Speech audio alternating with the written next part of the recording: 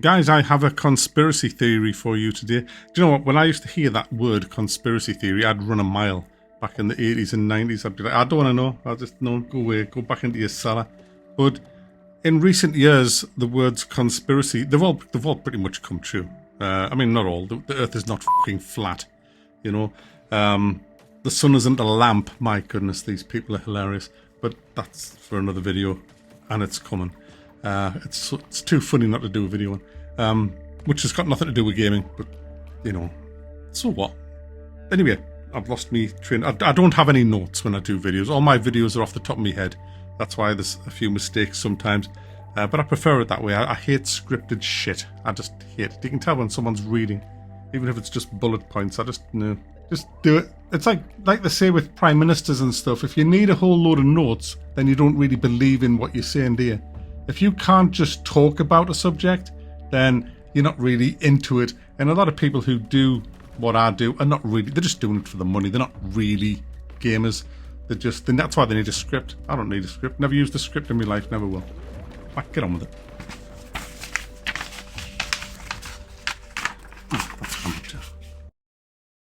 So what I want to talk about is RAM prices to start with. I did a video on this and I was wrong. I said the AI data centers are to blame for the inflated RAM prices. I mean, that is partially true, but it's not the whole story.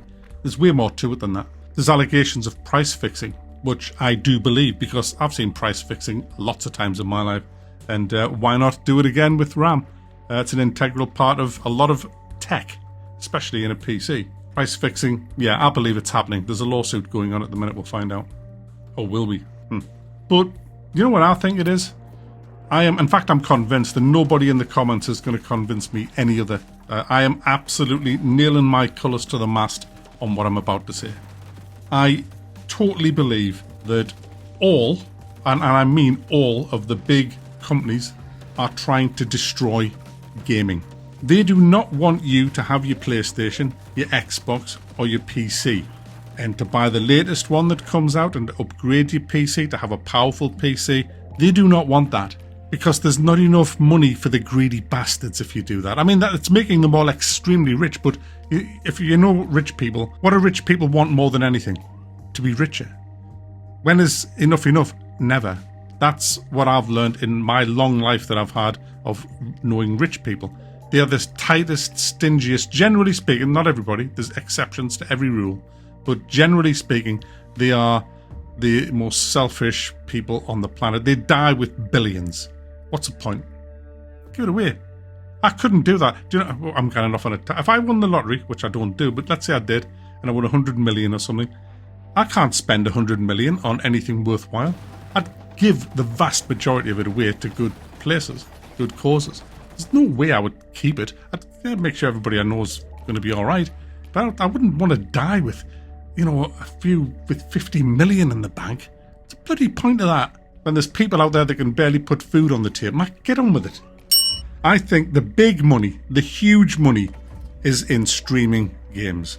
Because the appeal's there, isn't it? It's a proved and tried and tested system. Nearly all you watching here do it with your movies. Netflix, Amazon Prime, Now TV, all that kind of stuff. So it's proven that people will do that en masse.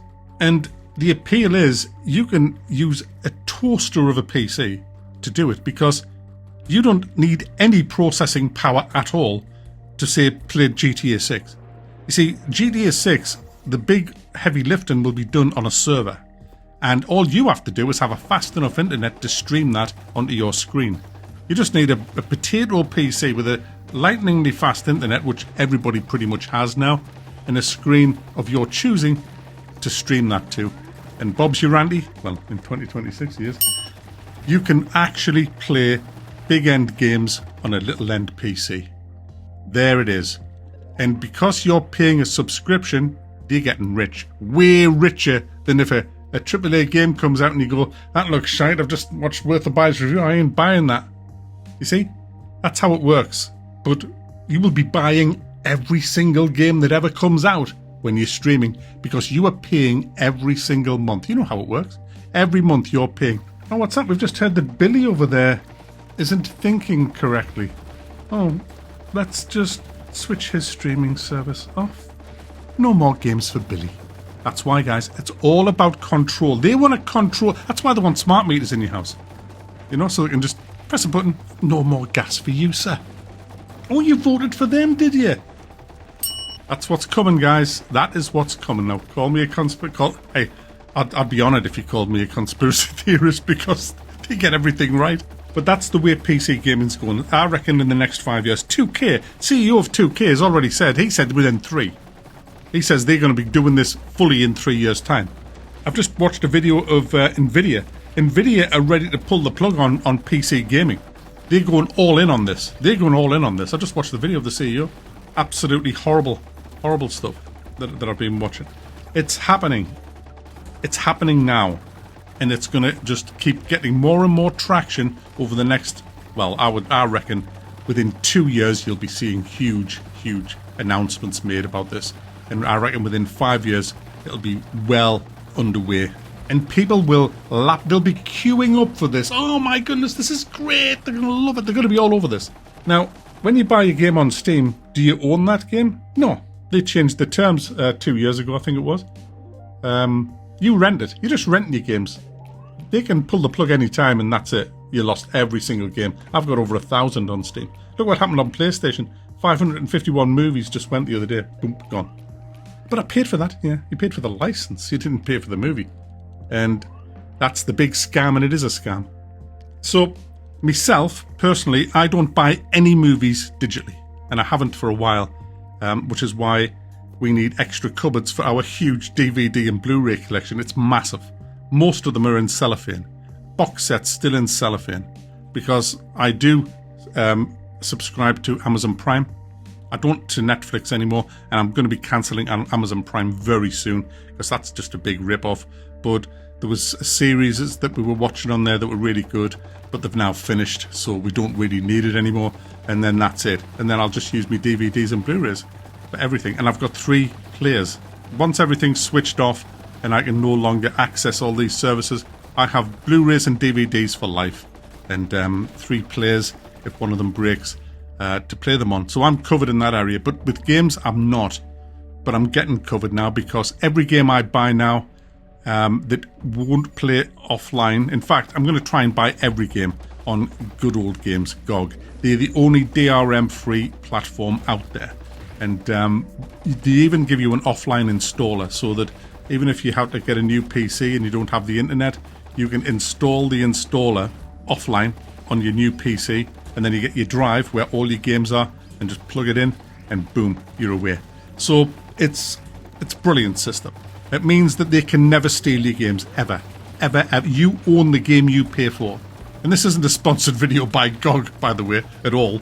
But I do have about 10 games on Good Old Games, but that's going to increase dramatically over the next years, because I'm going to make sure that when all this streaming is the only way you can play games, I'll give them the big middle finger. I ain't doing it. I am not renting these fucking games anymore. I'm sick of it. I am not going to give these fucking greedy bastards a streaming service for games that I don't want. I'm not doing it. The gaming industry's so shit now. Why would anybody? So is the movie industry. It's garbage. Everything is shit. All the good stuff is stuff that's already been out. You're only going to get the odd good stuff coming out now, and most of them will be indie. I mean, modern TV. What? I haven't paid me TV license since 2017. Do you know why? Because there's nothing I would want to watch on live TV. I don't record live TV. I don't watch live TV. What is that? What am I missing out on? Some fucking reality show where, oh, there's 25 slags here want to shag them fucking guys over there who are just the scum of the earth. Let's do it. Let's get it on. And you get married at the end. Woo! Fuck off. I'd rather have me fucking testicles squashed than watch shite like that. It's just revolting TV. It's just blah. It just is. You feel slimed when you've watched that shite. It's garbage. So yeah, there's nothing that the big fucking entertainment industry can give to me on a streaming service that I'll go, oh yeah, that's nice. I'll pick and choose what I buy with my money, and I want to make sure no fucker can steal it off us. So there you go, guys. That is my public information film about what I believe is coming in the next 5 years. I could be wrong, But if I am, I'll just say I was wrong, like I just did about the RAM price increase. So there you go, guys. I don't know what will happen with my channel, but I'll worry about that when the time comes.